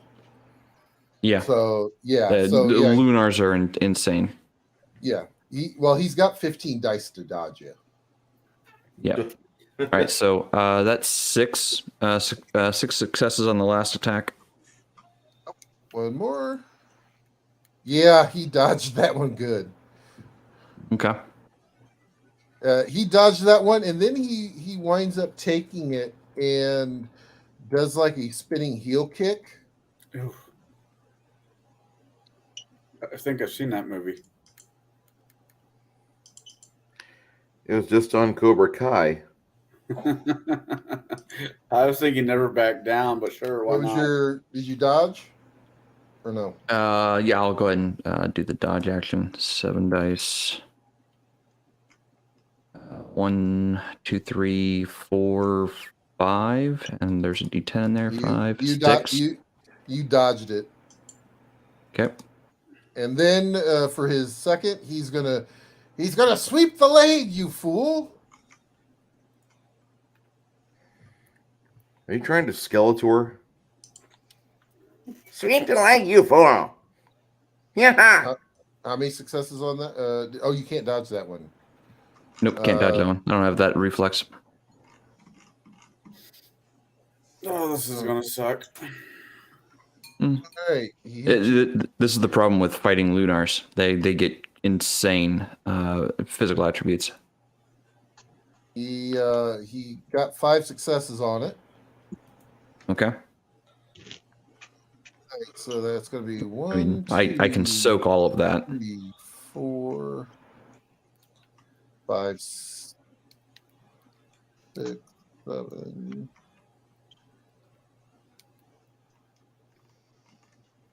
8, 9, 10. 10 successes. Yep. Okay, so I'm going to spend the moat to get back 3, 4, and Okay. basically I'm just keeping my peripheral maxed out at this point. Yep. And you'll take another box. Yeah, just 1 box. Yep. Yep. Remember All right, with your negatives, you're 1 die less on all your rolls. Yep. I forgot about that last round. So. Yep. Okay. So then my turn to attack. Yep. Okay, so then I will remember it this time. It is only 11 dice this time. Let's see here. 6. Yeah, he dodged it.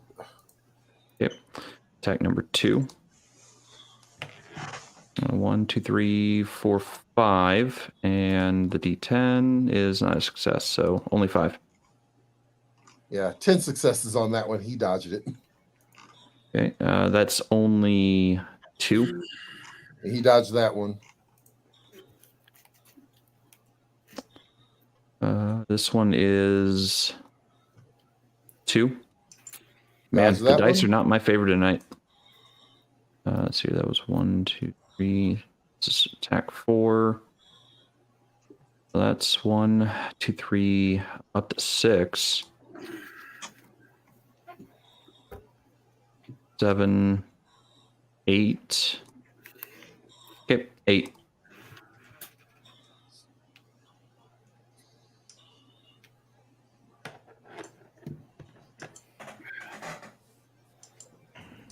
Dodged it.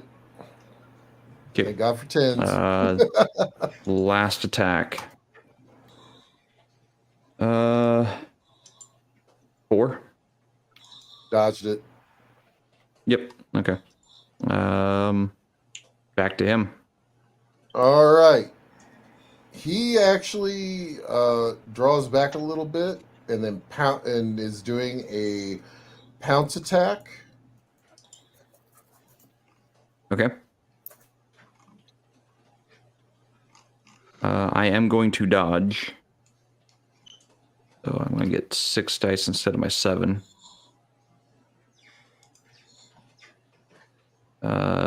3 successes. So that will be 3 off of his 15. Okay. With this one, let me roll.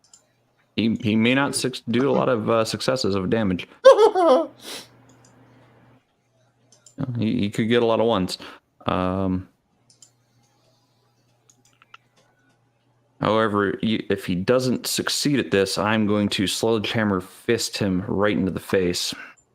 Well, this is going to be double damage anyway because of what he's doing. Oh, the charm? Okay. Yep. He's got to get be through 6 wounds. Yeah, 16 points. 16 points. Okay, I can spend the moat to get back up to that. 6, 3, 4, 5, 6, 7, 8, 9. So I get 9 essence back. Yeah, I'm back to cap again. And then I'm going to soak 9 of that 16, you said? Yep. 1, 2, 3, 4, 5, 6 incapacitated. I'm down. Yeah. Basically, what he did is when he pounced, he brought his hands back and together. If you want to think like the Okay. Hulk clap, Yep. he did that. He did that. He boxed your ears basically, and it was so hard that it jarred you and knocked you out. So, and then he lets out a huge roar, and then he shrinks back down into his normal form and goes, "Still champion." And then he goes over, grabs the little flask and pours it down your throat. You immediately heal everything. Yep. Well, are you satisfied with your challenge? He holds his hand out because you're I still laying grasp it. down. And he pulls you up and slaps you on the back. He goes, "You could have had me. Yes. Don't hold back next time." He slaps you on the Who back. says I was again. holding back? I can tell. And he walks off. You just need to be standing within reach of my diclave. You're too wiry. As he's walking away, he kind of puts his arms up. All right. So that's the end of the pit fights for the night. It's getting toward the end. They shut it down. You go back to your barracks and hop in your bunks, sleep at dawn. You get up. There's one of each for you. You all get on one of the line horses and take off. The one that, let me roll random here. Let's see, I've got 1, 2, 3, 4, 5.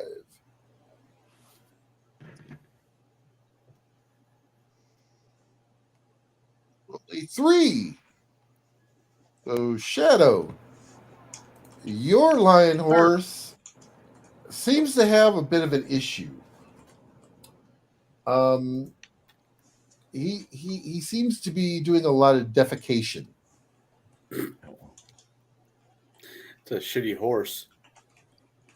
It's not my horse. And as you're riding, you see a tag flipping on its collar. It looks like it has a name on it. What does it say? Now you grab it and look. It says Dumpy. Okay. He's right. It's a shitty horse. Yep. I need everyone to make a perception and wits roll for me. Oh, I got one, guys. You're looking. Your target is 6 or better on the dice. 4, Perception 7, and 8, wits? 9, 9.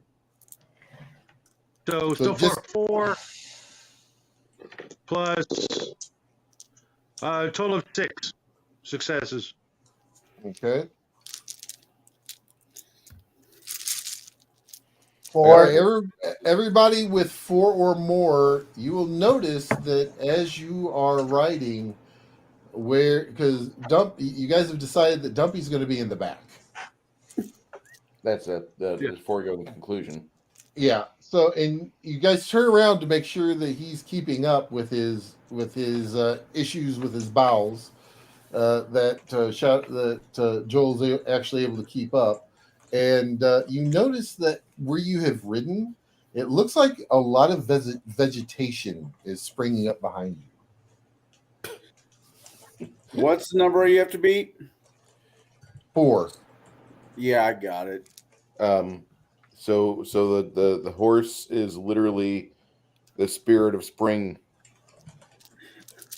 Above board, he is a minor god of fertility.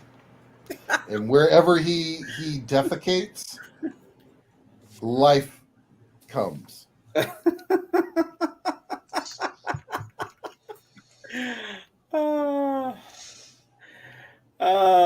Is this one of I your make sure to give him a creations, little or is bit it- of extra. Make sure to give him a little bit of extra oats next time we stop to eat. Yeah. You guys go ahead and travel there. I did. Yeah, no issues on the journey. You get to starting where the issue is, or where you're supposed to be, and you can see that for whatever reason where the deadland and the uh the deadlands and the wild is coming together. It seems to have intensified the wilds. As you're standing there, you see a gentleman leaning up against a tree. A gentleman that looks a lot like this. God, no. Fucking Do not Goblin look at the King. package. Do not look at the package. Oh dear God. He's sitting there. He's twirling the crystal ball. He goes, No. "Oh, finally, the Solar have come to rid us of this infestation. The demons are just doing terrible things to the garden." By the way, I am Jareth. I'm the Goblin King. Oh.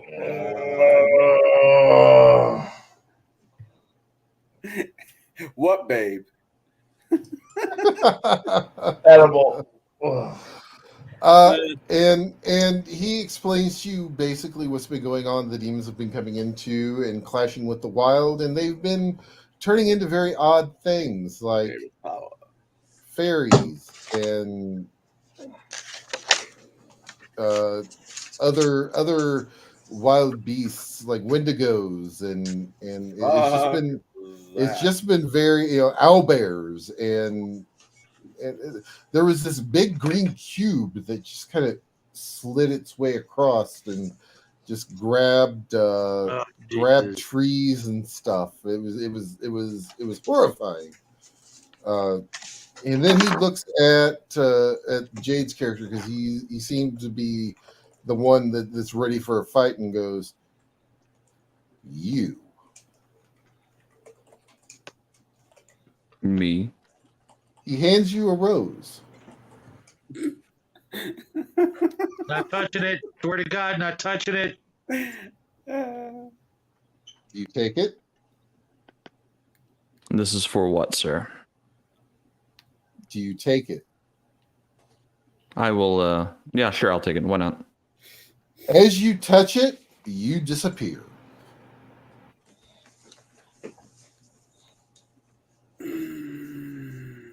I had need of him elsewhere. I apologize.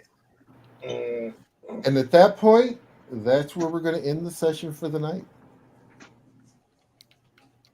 Don't you know better? You never take gifts from the Fae.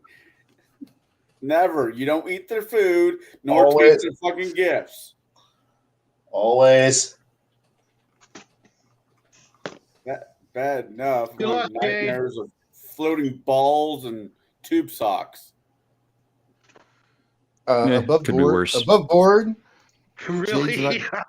Jade is actually. Unfortunately, Jade. You might want to is check private chat. Oh. Things have changed. Uh-oh. I wish you would have told It's me fine. that prior. Okay. Sorry, I arrived really, really late this evening to the pre-show.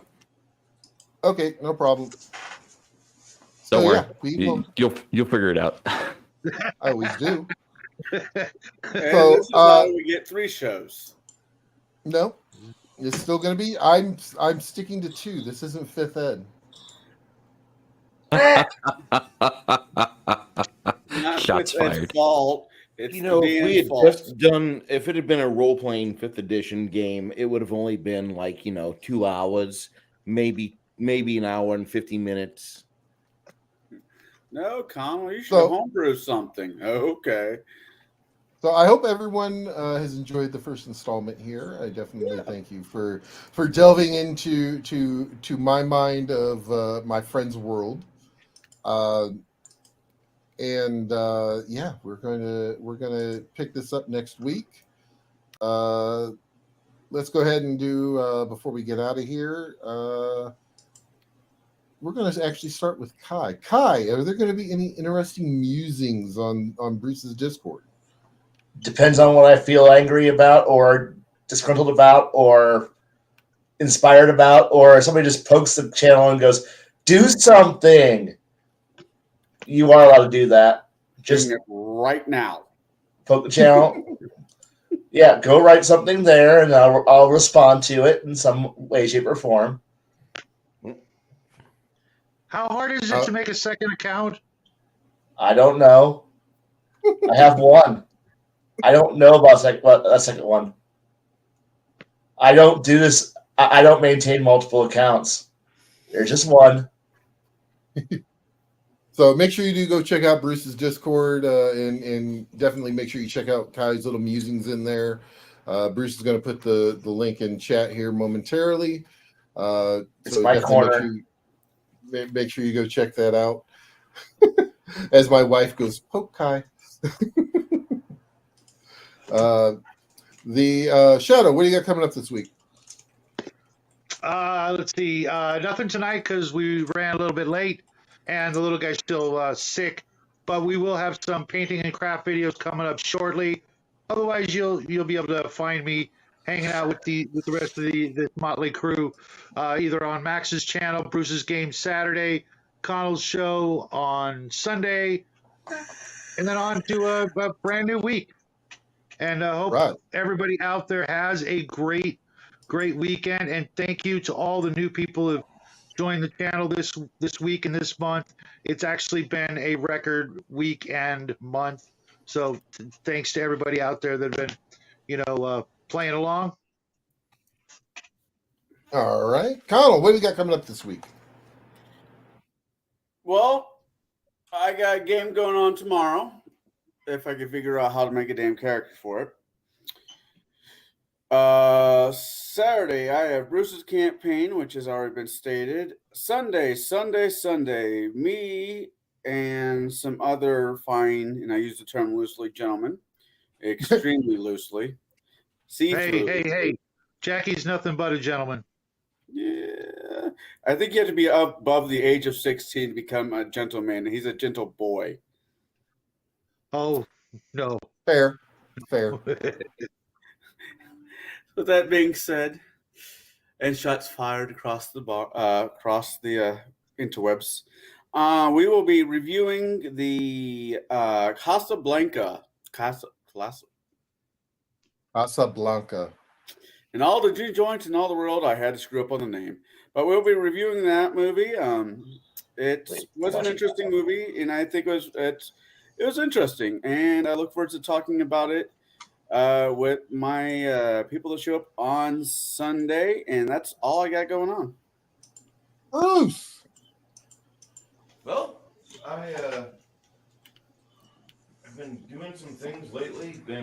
I kind of pulled back a little bit from making videos because I was doing some other stuff, and now I'm gonna start gearing back to making videos because I got the stuff out of the way, and now we're just kind of waiting for the economy to not be stupid, so the price of housing goes down because I'm not getting a fucking 30-year package for what's currently in 2023 a $300,000 home. Fuck you.